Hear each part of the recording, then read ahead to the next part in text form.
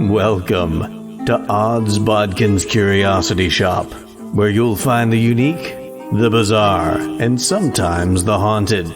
Feel free to look around, peruse the items, and never fear, there's nothing here that bites. Hard anyway. Hello there. So delighted to see you return to Odds Bodkins Curiosity Shoppe. I am your shopkeeper, Chris Baker, and today we do not have a particular item to show you. No, this shop is full of items from history, items in antiquity, haunted items, bizarre items, and unusual fare. But what we have today is something my shop clerk, Mordecai, was showing me earlier. Now, normally I scold Mordecai when I see him playing on his phone when he should be working here in the shop. There are many things that could catch one unawares here. But today, Mordecai showed me what could be the future. Various apps, chatbots, artificial intelligence, and the like. Now, AI is a topic these days that scares some and fill others with excitement. And therein lies the essence of today's episode of Odds Bodkins Curiosity Shoppe. So let's pull out the kinetoscope and take a look at the new film, The Creator.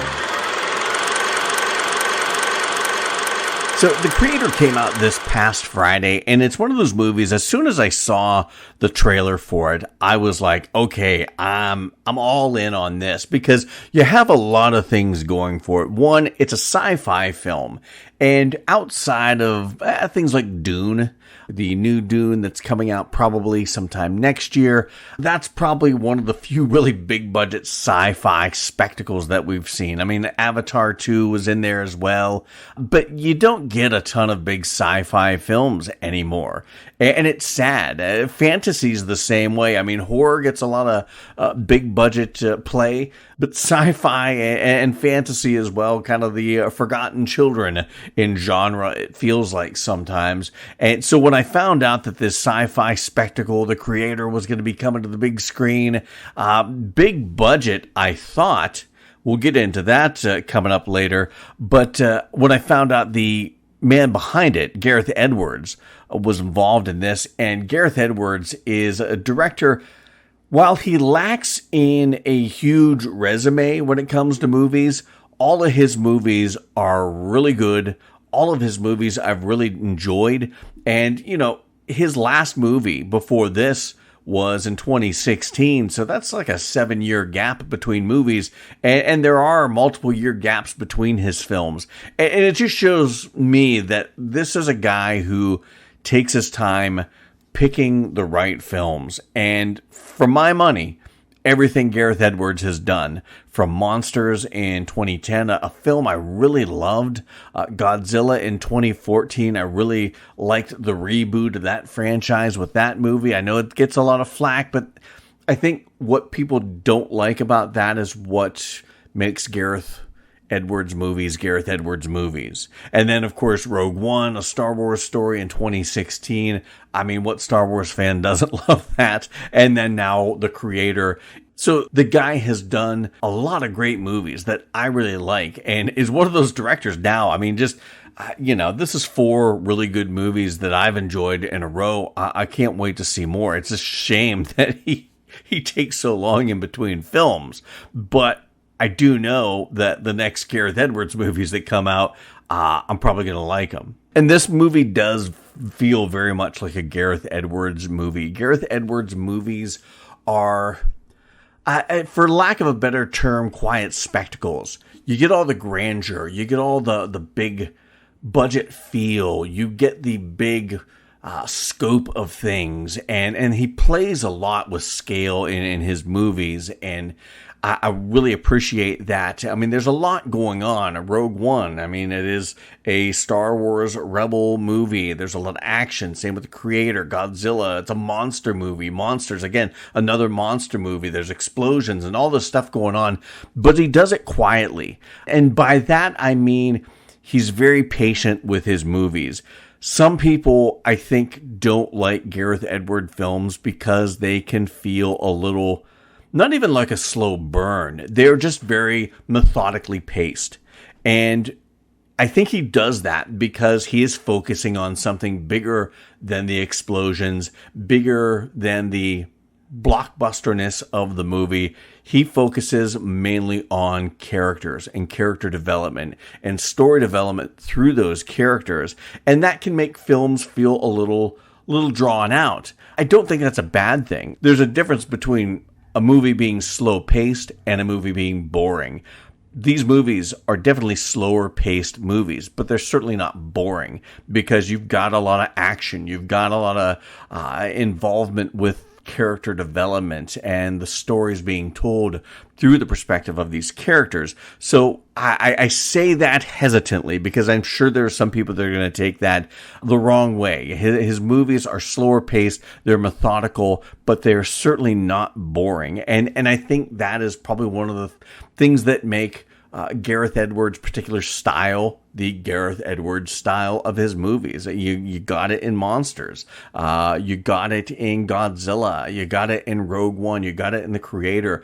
Moments where you do have the explosions, you do have the firefights and all the monsters and the big bangs and booms, but then you have a lot of quiet moments in between those where you get a lot of character development, and that can make a film feel slower.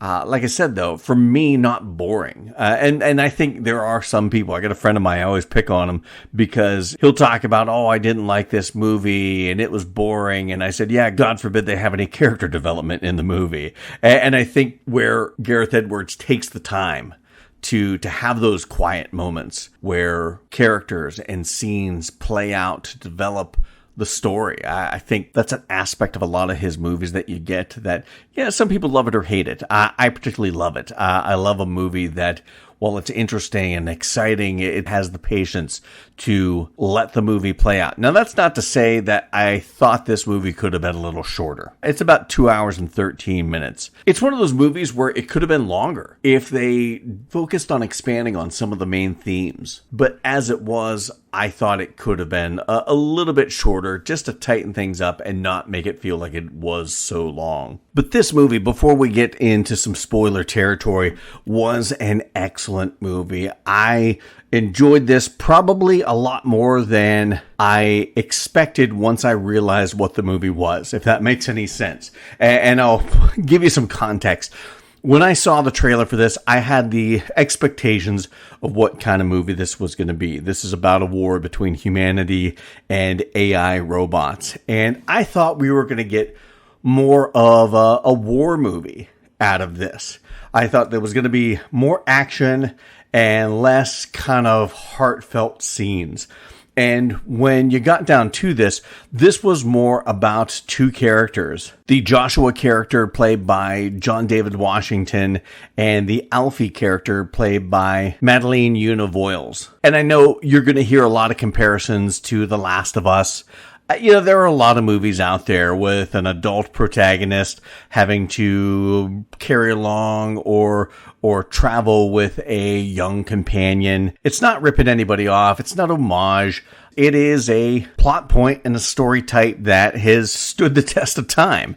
There are a lot of successful movies based on this older protector, younger protectee, and both of those learning from each other, and in the end, sometimes the protectee protects the protector. It's just a trope that has been used time and again, and this won't be the last time we've seen it. But you have these two characters, and it is their story of learning each other and learning the bigger themes of this movie set in a wartime environment. This movie very much does have a feel of like some of the old classic Vietnam War movies. And I think to some degree where those are about the characters, but you're kind of thrust in the middle of the war, I think this movie kind of felt more kind of like Full Metal Jacket, especially the second half of Full Metal Jacket, not necessarily the first part with Vincent D'Onofrio. scenario.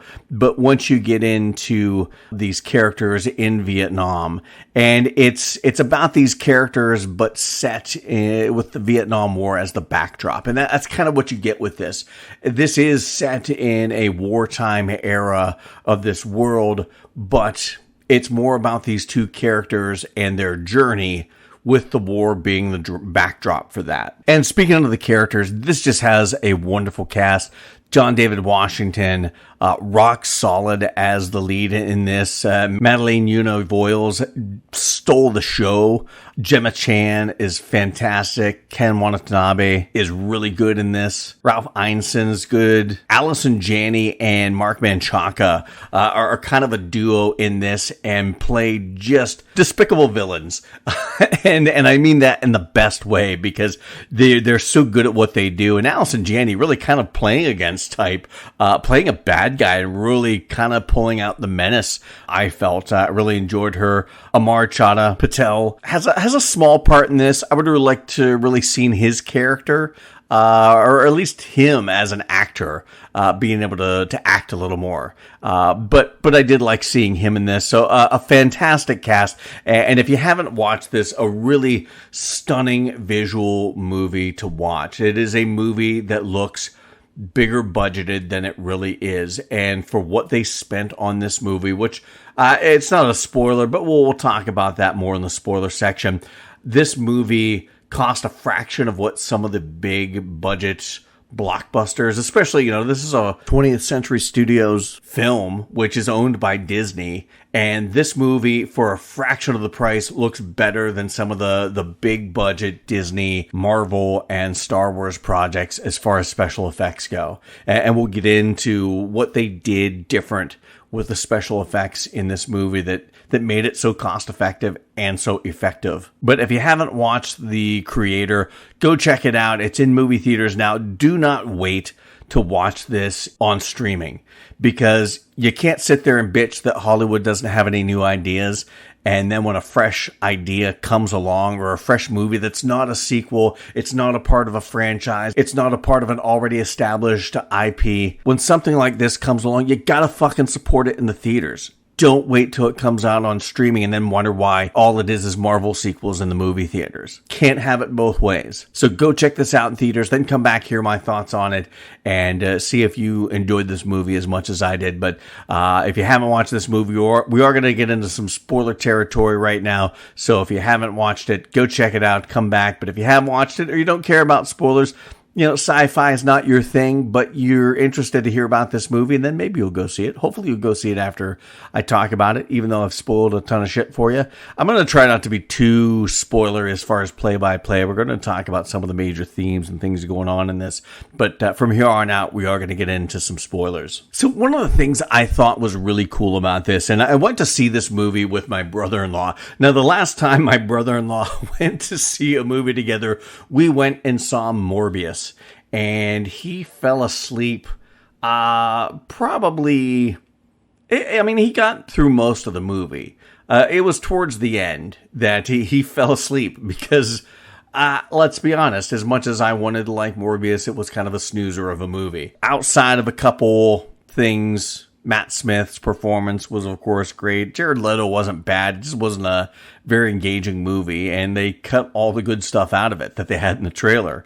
But yeah, he ended up falling asleep during that. I was wondering, because he works a really stressful and intense job. I won't get into those details. That's his personal life. But I do know that he is sleep deprived most of the time. So I thought just by the sheer fact that we're getting these, seats in the movie theater that kind of tilt back and you can rock in them and it's dark, I figured, he's going to fall asleep, but he didn't. And we talked about this movie a lot on the drive back to my place.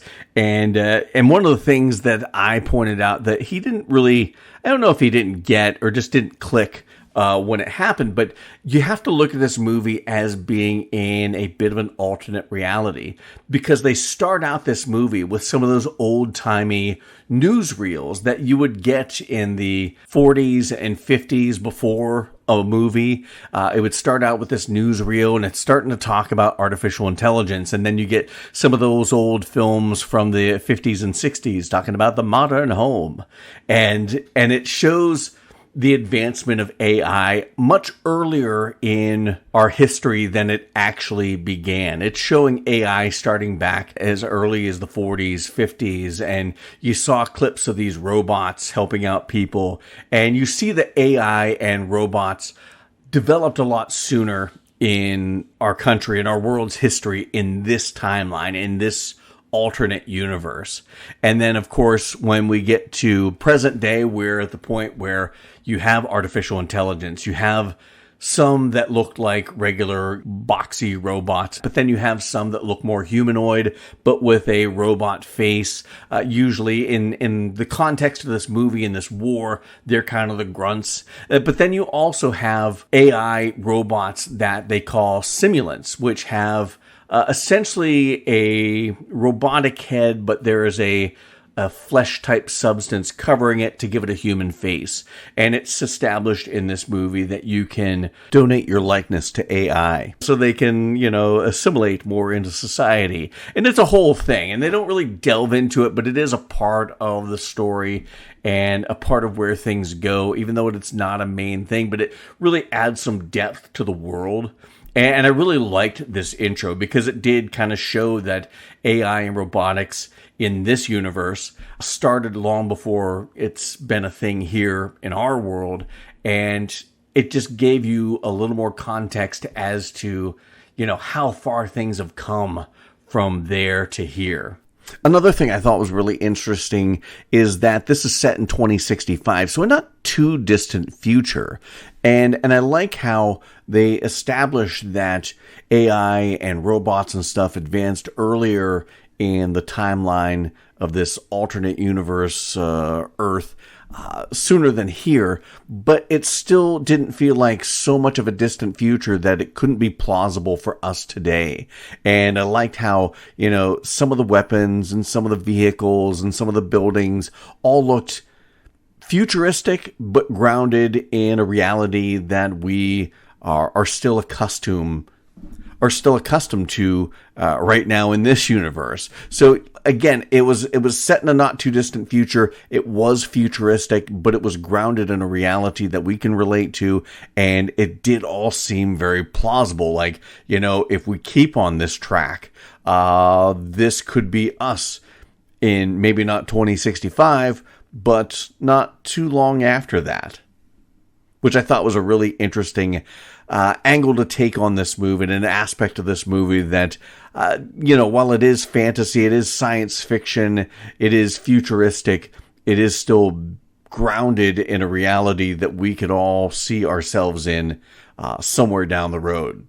Now, the other thing that I thought was really kind of interesting, and we're going to talk about this, and this is probably going to be the biggest spoiler right off the bat, because we're going to talk about how things are set up and how it's revealed later on in the movie, but this war between humanity and essentially the United States. The United States is kind of the big bad guy in this, which we'll get to my feelings on that a little later. But you have humanity that is against AI, and there's this war going on between the United States and AI, and of course, New Asia, which is they show it on the map. It looks like a combination of the Vietnam, Cambodia area, like Southeast Asia, not necessarily China so much. I think for political purposes, they wanted to keep away from that. But you have this section, New Asia, that has embraced AI and is living in harmony with AI. So you have a lot of conflict between the United States sending in troops and missions into New Asia to combat AI. And this is all prompted by the fact that at the beginning of this movie, the war between humanity, or at least the United States, and AI started when AI supposedly dropped a nuclear bomb on Los Angeles and started this war. And I like how they set it up like that. You kind of have this bit of a red herring that the AI started this war. They attacked humanity first. They are the real bad guys. But then it turned out that the whole reason the bomb was dropped in the first place was a coding error, and it was an accident. And the government, the United States government, in covering this up, looked for a scapegoat. AI was the easiest scapegoat because they're just robots. And it all started this whole thing. And granted, now that's kind of leans into a lot of conspiracy theories. And my brother-in-law and I talked about this on the way home. That's one of the things I kind of was like, okay, was the whole United States is the bad guy thing. When we were growing up, or at least my generation, when you were growing up, it was the Russians. They were the bad guys. And that was just how things were portrayed in movies. The Russians were the bad guys. This was in the middle of the Cold War. Once you get into the 90s and into the 2000s, I think things kind of switched to China and North Korea, also the Middle East and terrorism, all those depending on what year it happened to be and what state we were geopolitically at any given moment. But it's always been some other country that's been the bad guy. And my brother-in-law made the point that I guess it's just our turn.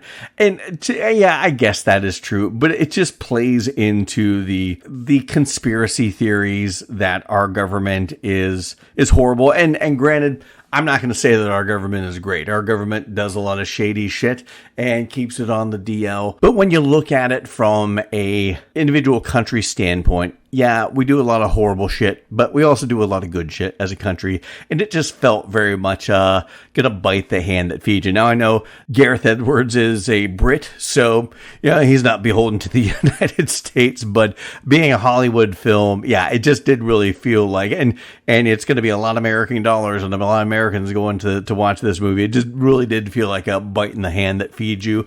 And I can't say it's not justified. Like I said, the United States government does a lot of shady shit and covers it up. And there's a history of that. And I can't even say it's all conspiracy theory, even though it does open the door to conspiracy theories, because when you get caught doing that shit, it sets a precedence for all the shit that people make up and think that you're doing in the shadows. But at any rate, I don't know. I felt a little weird about the United States being the government, but then in a bigger picture, when you look at the United States as kind of maybe not the center of civilization, but to a degree, the United States, for better or worse, is kind of the measuring stick that everyone else is trying to either be like or be the opposite of. Again, for better or worse. So when you take the United States and make it the surrogate for humanity and all the good and all the bad that humanity can be, it's an interesting representation. And I thought it was really interesting to see how that sort of shit does go on. You have a catastrophe happening, and you've got this government pointing the finger. Oh, you did this. They're the bad guy. Look at over there. And it's that sort of misdirection and deflecting that. American politicians are known for that, and they excel at that. Don't look at the bad thing I've just done. Look over here. That person, they've done this. They've done that.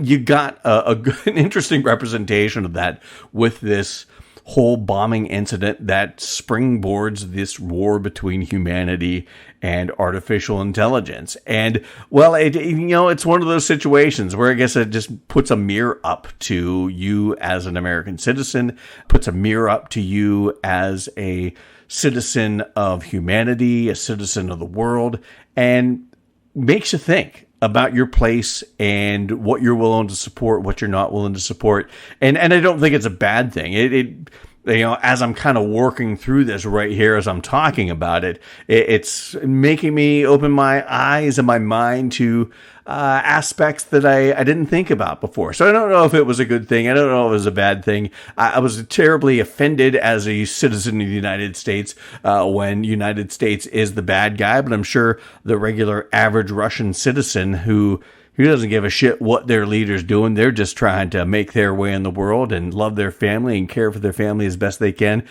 Probably the same way they felt in the 80s when Russia was always being painted as the bad guy. So there again, this just starts off this being one of those movies that is going to make you think.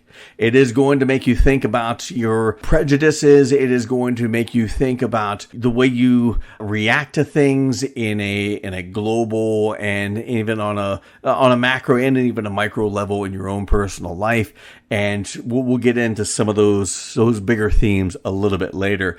But the start of this story is basically this character played by John David Washington, Denzel Washington's son. And there were several times through this movie where he would speak lines of dialogue and it sounded exactly like Denzel Washington. It was just amazing. I mean, as far as looks go, I mean, there are some features he has that, of course, is going to look like Denzel. And not every line he delivers sounds like Denzel, but there were just certain lines and certain ways that he said things. I was like, oh my God, he sounds just like his dad. But you've got this character, Joshua Taylor. He's a military guy. He's undercover. But as he gets deep undercover, he, as they even say in this, goes native and falls in love and marries the person that he's supposed to be tailing and finding out where her father is. Maya Faye Taylor, played by Gemma Chan. Her father is the creator of this artificial intelligence, Nirmata, they call it, kind of like the god of all the AI intelligence. Josh is trying to find this father of hers, this Nirmata. Then the U.S. government attacks, kind of blows his whole cover.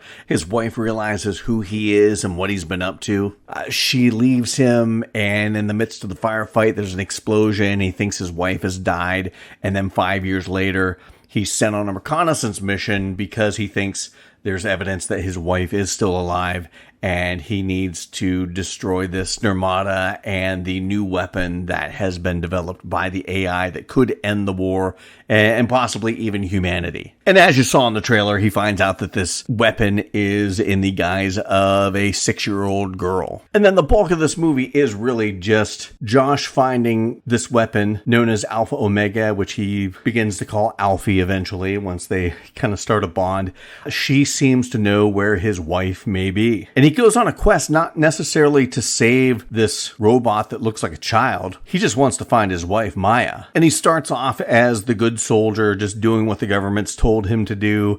The AI, they're just robots that killing them is just turning them off. Nothing more, nothing less. They're just machines. But through his interactions with this child who is AI and is some of the most advanced AI that the world has ever seen, he learns that AI and these robots are more than just pieces of machine to be turned on and off. There's some humanity to it. And that's ultimately what this movie is. This movie is a movie that asks the question, what is humanity? What makes a human human? Is it just the flesh and bone? Is it emotion and feeling? Is it a soul? What comprises a soul? What has a soul? What doesn't have a soul? I mean, there's a lot of things going on in there, and it really kind of holds a mirror up to humanity. Now, there are a lot of bigger questions as well beyond just, what makes humans human, what makes humanity humanity. There's a lot of prejudice involved in this and a lot of, almost bordering on a new type of racism where humans are prejudiced against robots in the United States, but in this other country, New Asia, they're more accepting. So it really has a lot of comparisons to race. It also, I think, even beyond just race, it has a lot of comparisons to any marginalized society and people who are told that they aren't this because they are that. It speaks a lot to that. It never really hits the nail on the head with any of these themes, but I don't think it needs to. It opens up the discussion. And I've made no bones about this on the podcast that I love a movie that doesn't tell me what to think. It doesn't say, here's the thing, and this is the right way to think about it, and this is the wrong way to think about it. And I think this does to a degree, but there again, it doesn't hit the nail on the head. It doesn't beat you over the head with it. It lays it out here and allows you to look at things from a different perspective and start the conversation as to why I thought this way about it and why I may think another way about it in watching this journey. And we see that in some of these characters. You see the Joshua character who doesn't really give a shit about AI, doesn't give a shit about robots. He just wants to find his wife. And that's the only reason why he has Alfie with him, is just so she can lead him to his wife. But along the way, he realizes how special she is and how loving and caring she is and how human she is for not being human, and more human and more compassion and more caring than actual humans in this movie. And you see his heart start to soften from being this hardened soldier that is very, I don't care about robots. We turn them off. It's not killing them. They're just machines.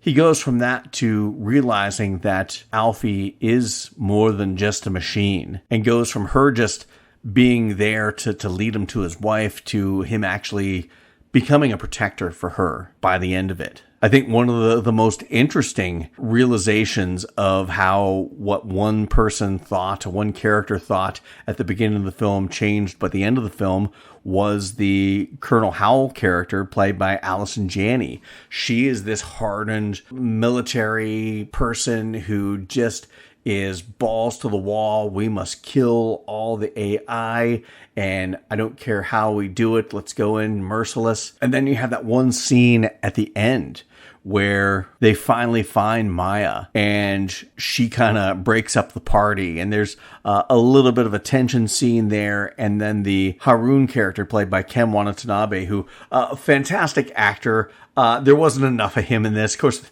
there's a lot of movies where there's not enough of him in it, but he does a really good job and really adds a lot of weight to any cast. So it is always great to see him. But he shoots this projectile which attaches to the back of Colonel Howell, and it's an explosive that they kind of set up earlier in the movie. But as the explosive is about to go off, Alfie, who a part of what makes her so special is that she can control electricity with her mind, and she can turn things on and turn things off and change, what a piece of machinery is doing just with her thought, almost like AI computer telekinesis. She stops this bomb from exploding. Even though this woman, Colonel Howell, hates her, wants to kill her, she still spares this woman's life. And it's not until the soldiers around her start to take aim and they're going to attack this little girl who is saving their commander. And that look on Allison Janney's face where she realizes what's going on. This little child that she wanted to kill is saving her.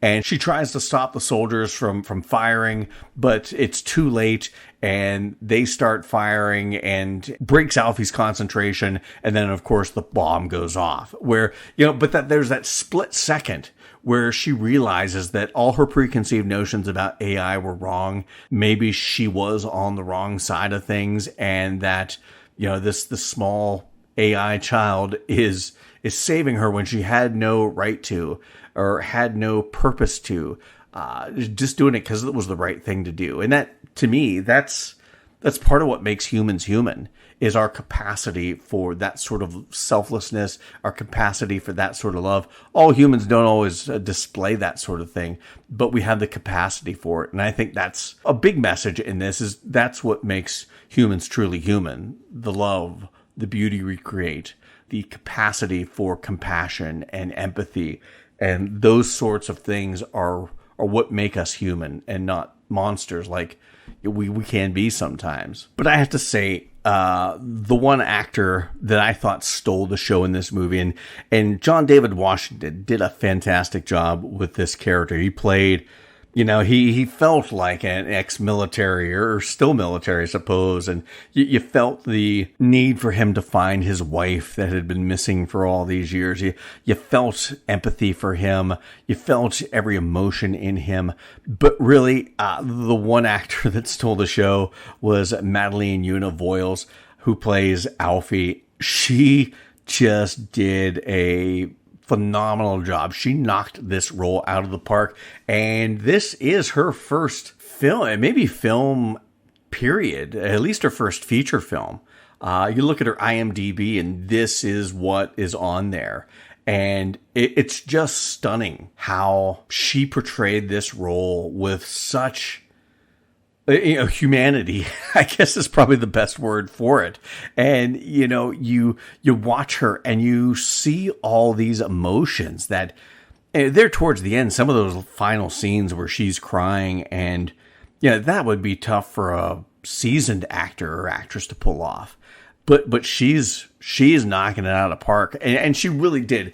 All jokes aside, she really did capture the humanity of this character, because this character is a child. As an AI, it's still young. And one of the things that makes it special that is this is AI that is going to grow and develop and get bigger and stronger. And she played that innocence of a child. I'm sure it was fairly natural for her being a child. But I think the range of emotions that she had to go through in this, and it wasn't, it wasn't a huge range. We didn't get to see her angry or anything like that. But the love, the innocence, the sadness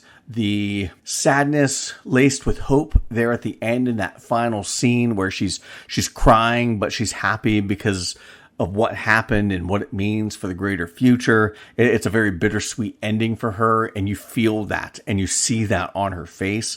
But Madeleine Yuna Voiles, wow, I can't wait to see where this young actor goes in the future, because she did a stunning job in a stunning movie, and she really did avoid all the pitfalls that you get with a lot of young actors in films, especially new young actors in films. I just was really kind of blown away by her performance, and even more so blown away by the fact that she has not been in anything else but this.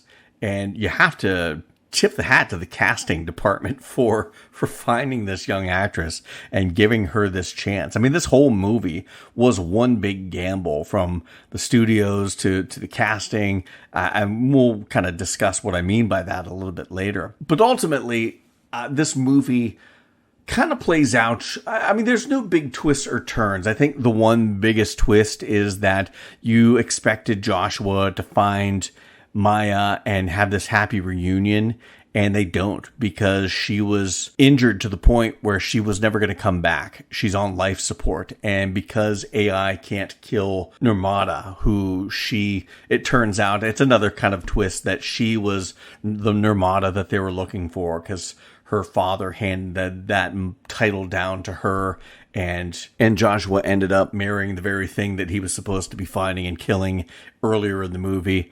A little bit of a twist, but not terribly unsurprising.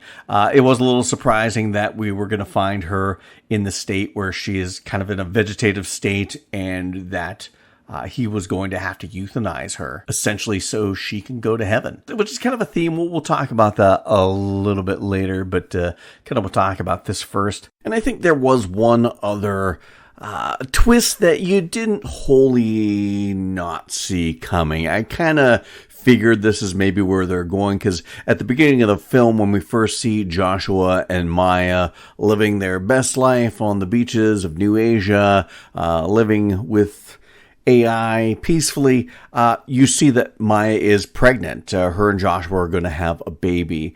And that's one of the things that kind of plays into the tragedy of did she or didn't she die, and why he's so hell-bent on finding her. It's not just his wife, it's his family, because if she survived, the baby might have survived. But I like how you find Maya in this vegetative state. He has to euthanize her, but then it is revealed that she created Alfie, and she used the scan of her embryo to create Alfie, create this superiorly advanced AI that is going to change the world. And they kind of allude to the fact that Alfie is already imprinted to be attached to Josh. because she is essentially an AI robotic representation of the child he never had. And to me, that, it's, you think about it, it's kind of mindfucky, but it did make an interesting addition to the story, an interesting twist to the story. Like I said, I didn't completely not see that coming. I kind of, in just various ways they portrayed this, I thought, I wonder if they're doing this. She's definitely the surrogate child for him that he never had. But this movie, it goes along fairly status quo for this type of movie. You had to figure that they were going to take down the Nomad space station that is a huge weapon for the humans in this battle against the AI, and Alfie was a huge part of that. But everyone was afraid of Alfie being the one to take down this ship or this space station, when it was actually Joshua who did the lion's share of the taking down of the space station. So it wasn't even this super weapon that the humans were so afraid of that was going to destroy Nomad and end the war for humanity. It was a human who took down the space station, not without help from Alfie, but ultimately it was him and his work that brought down humanity's greatest weapon. But I mentioned heaven a bit ago, and then I think that really played into the what is humanity? What does it mean to be human? There was a lot of talk of heaven in this, and not necessarily in a religious way, but you can't not talk about heaven and have some religious context to it. But it all kind of started in the scene that you see in the trailer so much, and it was such a touching scene then, and just the way it played out in the theater on the big screen, it was that much more touching, where Josh talks about heaven and she says, "What is heaven? It's a nice place in the sky, and will you go to heaven?" "No, I'm not a good person. Only good people go to heaven." And Alfie has that line, "Then we're the same. Neither of us can go to heaven. You because you're not a good person, and me because I'm not a person." And it's a heart-wrenching to see somebody so young and so innocent saying that they can't go to heaven.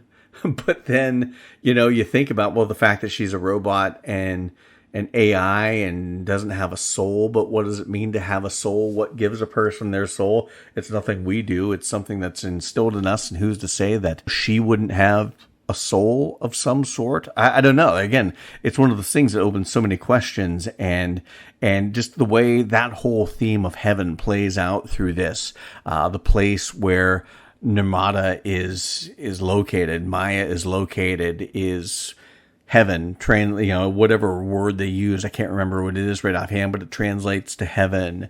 And the very end where Joshua downloads Maya's mind into almost like a flash drive. And when they're up on the space station, Alfie finds a robot that has Maya's face on it, because she apparently donated her face to this program where AI can have faces too. And she finds this Maya robot and uploads her consciousness into this robot. And then there's that last scene. And they do that solely so Joshua can have that one final scene. He said all he ever wanted was just one more minute with her, and he got that minute. And in that moment it was like being in heaven for him, a place up in the sky where you're happy.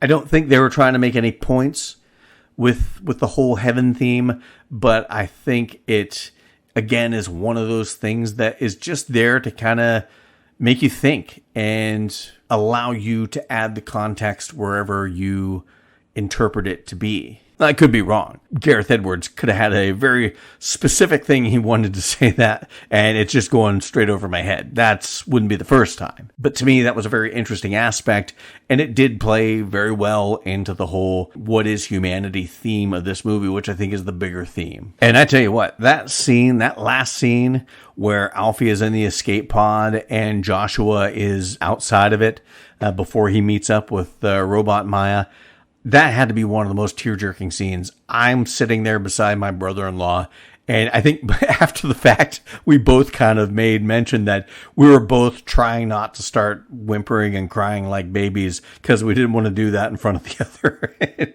But by God, that was a tearjerker. And there, again, just Madeline Una Voiles' performance in that is just beyond her years. I mean, this kid feels like an old soul because she just acts and shows emotion beyond her years as an actress, and was just that's one of the reasons why she stole the show in this movie. But ultimately, this movie, just a stunning thing to watch, not just because it had fantastic actors, not just because it had a great director in Gareth Edwards, who really did a good job with this and was a part of the screenwriting, developed the story. He, really put together a wonderful story for the screen, but everything behind the scenes, from the cinematography to the sets, and the set design and the locations. That's one of the reasons why this movie is so good, special effects wise, and cost a fraction of what they cost, some of the big budget Star Wars and Marvel stuff that Disney does. You're talking about $350 million for these movies. This movie cost, I've seen anywhere from $80 to $86 million to make this movie. And it looks better. The CG looks better than any of the Marvel movies I've seen in the past, I don't know how long. And you have to chalk that up to the fact that Gareth Edwards didn't use, I think they used that volume screen that they use like on The Mandalorian. The Mandalorian kind of really popularized that. 1899 really used that a lot. They did a little bit of work with that, but for the most part, every scene was on location somewhere. They filmed, I think they said, in about 80 different countries, and they used small film crews, went in guerrilla style, and just filmed all these scenes on location, then added the CG effects later.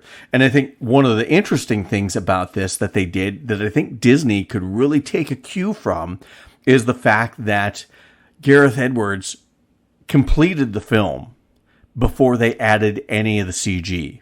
So they had a complete film that they could work, and know that they're not going to change anything, because that's one of the bad things about doing some of these other Marvel and Disney things, Star Wars and whatnot, is that they're doing the special effects as they're filming, and scenes get changed or things get changed, and that's why everything looks so rushed, and the special effects and the CG look a little sloppy, or it's not as good as it could be, because they're getting scenes given to them at the last second. Oh, we need this in it. Or, that scene you worked really hard on, you have to change it because we want to do this with it, because they've changed the story.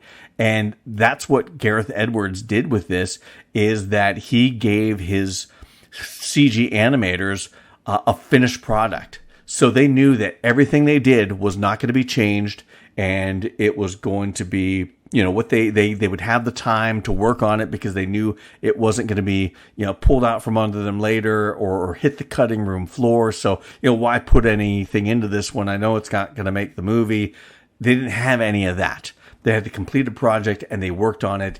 And my God, it really showed. One is that you had real live worlds that these people are in, not just a bunch of green screen, not just a bunch of volume effect. It is just, you're on a beach, you're on a beach. If you're in a city, you're in a city. And then they add the CG elements on top of that as another layer. And it just all looked really good. That was one of the things that blew me and my brother-in-law away, is the fact that the CG looks so amazing. There were a lot of times where you couldn't tell what was a practical robot and what was a CG version of the robot. And it was just so good that it was really hard to tell.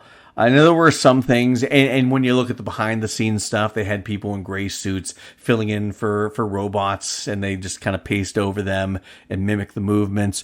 There's, of course, a lot of that in it, but so many of those shots, it was really hard to tell if it was a practical effect or if it was a CG effect, because the CG was that realistic. And this is a movie, $86 million to make it. It looked like a $300 million budget. And I think under normal circumstances, this would have been a $350 million movie to make. But Gareth Edwards spent his money wisely. Like I said, it was a lot cheaper to go on location and film as opposed to building a bunch of sets everywhere, which, building a set, that's several tens, if not hundreds of thousands of dollars building these sets. And that's where a lot of these movies, that's where a lot of their budget goes, is set building. And when you take that out of the equation and you film on location, you don't have to worry about those sorts of things. So I think what Gareth Edwards did with this movie was a masterclass in how to make every dollar count and how to make an $80 million movie look like a $300 million movie and blow everybody out of the water. And I do have to mention the music in this because Hans Zimmer did the score for this, and just such a wonderful emotional score that it brought this movie to life. At any moment in this movie where you got feels, it was because of this score. And not only just the score, but the needle drops were really interesting because you spent a lot of this time in the New Asia territory in this world. And there's a lot of needle drops from Asian songs. And there are some scenes where they pull a song, it must have been from the 60s because it had that 60s vibe to it, but it is somebody singing in whatever language it happens to be. But it just was really interesting to hear what like a song from the 60s, early 60s would have sounded like in some Asian country at the time. You listen to some songs from the early 60s or even early 70s, Gary Puckett and the Union Gap, you know that sound. And it's really, like I said, really funny to hear that sort of sound, but with somebody singing in Vietnamese or whatever. So that was really interesting to hear all of those songs from a different culture as a part of the needle drops of this movie, where you're not used to that here in the United States. You're used to hearing, especially in like a lot of those Vietnam era movies that featured a lot of songs from the 60s. We're used to hearing stuff like Creedence Clearwater Revival, Fortunate Son, or Riders on the Storm from the Doors, or stuff like that. So this movie kind of, having that vibe of those Vietnam War era films, it was kind of interesting. Instead of hearing those American songs that we'd normally hearing like the maybe not the Asian version of that, but Asian songs of that era in this movie. It really added some texture to this, and it made it very similar but different, if that makes any sense. It made it familiar because you know the sound, but different because you don't know the song. You don't even know what unless you can speak whatever language from whatever Asian country the singer might have been singing in, you really don't know what is being sung. But like I said, it's that familiarity, but different all at the same time. So that really added to the atmosphere of the film. And this film really did have a tone and an atmosphere to it. It felt very much, like I said, some of those old Vietnam War era movies of the 80s. It definitely had a Blade Runner vibe to it. Sometimes it almost had an Apocalypse Now feel to it. And I know that Gareth Edwards used, those movies, Blade Runner, Apocalypse Now, Rain Man, E.T., even Paper Moon with Ryan and Tatum O'Neal as inspiration for this movie. And you could really see some of that inspiration showing through and some of the story beats and some of the feel of this movie. Certain scenes look like a futuristic version of something that might be out of Apocalypse Now, or again, like one of those 70s, 80s Vietnam era movies. Some of the city scenes felt very much like Blade Runner. Yeah, you had that feel of the older man caring for the younger child, in this case, a female child. It very much felt like, some of those scenes with Ryan and Tatum O'Neal in Paper Moon, or even Rain Man. You have, kind of the protector and the protectee, and where the line blurs is who's protecting who. You could feel a lot of the influence of Gareth Edwards, some of the things he drew inspiration from in this movie, which made it so fantastic. And I hope successful. That's the thing, though. I mean, this movie only cost a fraction of what it should, so I would hope it's going to make money. But people got to get their asses in the seats and watch this in the movie theaters. And I hope they do, because everyone took a gamble on this. I talked about the casting director taking a gamble on a young actress like Madeleine Yuna Voiles, and she's never done anything. It's a gamble that paid off in spades. I'm sure when they had her casting for this and running through lines, they were like, oh my God, we've struck gold here. But you even have taken a gamble on the way they filmed this, going guerrilla style, small crews, traveling to 80 different countries to film, to try and cut costs. That was a gamble.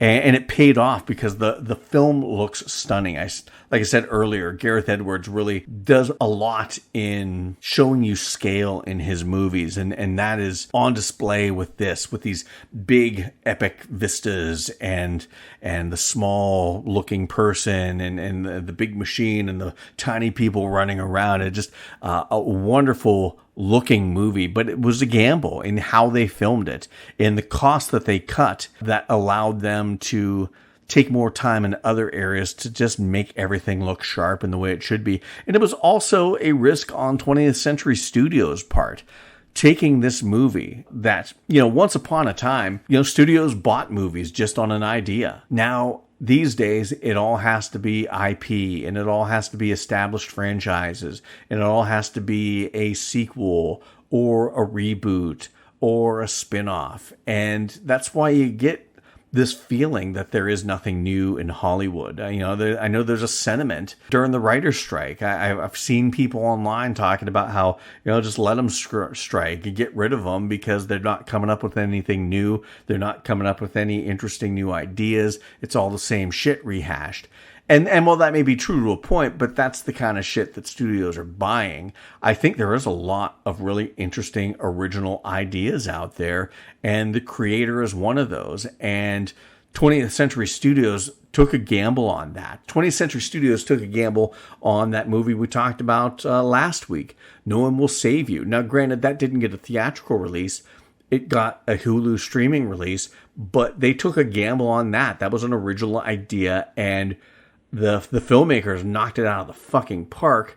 I really wish that could have been a theatrical release because it was probably one of the more original ideas for an alien home invasion movie that I've seen in a while. So 20th Century Studios showing that they're willing to take some risks on some new ideas. So hopefully this is a trend that keeps going. Now, granted, 20th Century Studios is just another way of saying Disney. Hopefully Disney maybe uses 20th Century Studios as their experimentation grounds. And that's maybe going to be the vehicle for some new ideas that aren't just Marvel movies or Star Wars movies or some other franchise movie. I hope so, because I think there are a lot of interesting new ideas out there, and I think there's a lot of interesting new ideas out there that are going to make for great cinema. And Gareth Edwards proved that you can take a good idea, do it on the cheap, but still have it coming out like $300 million. So those are my thoughts on the new film, The Creator, just top to bottom, from the directing to the cinematography, to the music, to the acting, to the effects, practical, digital, CGI, all the special effects. Just a fantastic movie. One of my favorites of the year. I'm not going to go out on a limb and say my favorite so far this year, because there have been some really good movies this year. Not a ton, but there are some. But this is really in the contention for one of my favorite movies of the year. And for however long I've talked about this, I'm not sure where we're at time-wise. There's so much more I could have said. I try not to get into too much play-by-play because I do want you to go watch it if you haven't watched it yet and you're still sitting here listening to me talk about it. I've probably given some things away, but hopefully I didn't give too much away and give you a sense of just how epic this movie is. And yeah, it may be a little bit of a slower paced movie, but that really is kind of the essence of Gareth Edwards' style. It's not slow to be monotonous and boring. It's slow to give you enough room for characters to develop and themes to develop, and you are going to get some action. I mean, it is Gareth Edwards. He does movies that have a lot of action set pieces, but that in-between time, it's still going to be some interesting character development. And while the movie may progress in a methodical pace, it is all to serve the greater message of the movie. And the greater message of the movie is worth sitting in your seat and watching it for. Granted, like I said, this one probably could have been trimmed down to about 2 hours. It's about 2 hours and 13 minutes.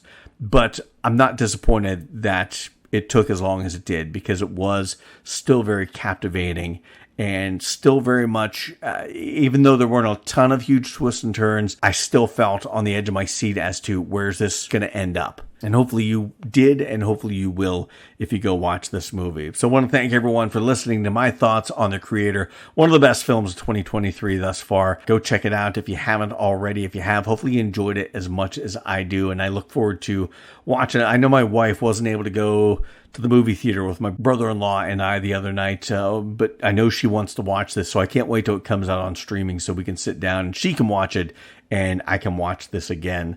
I really enjoyed it that much. So I want to thank everyone for listening to my thoughts on The Creator. Check it out in movie theaters right now.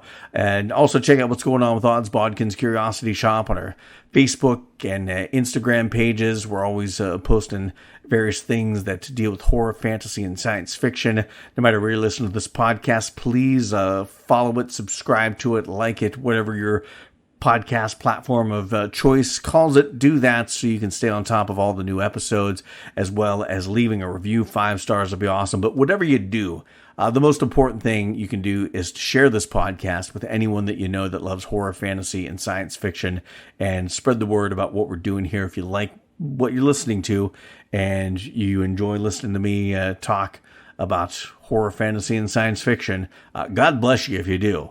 Because you're doing God's work. But if you could pass this along to anyone else you think might enjoy it as well, maybe not as much as you, but they might enjoy it at least a little bit like you do, we'll take them as well. Bring them into the family. But please share the podcast with anyone that you know that loves great genre films, TV, books, music, what have you. So until next time, thank you for visiting Odds Bodkins Curiosity Shoppe. We hope that you found something to your liking and visit the shop again soon. But even though you may come back, you never really get to leave Odds Bodkins Curiosity Shoppe.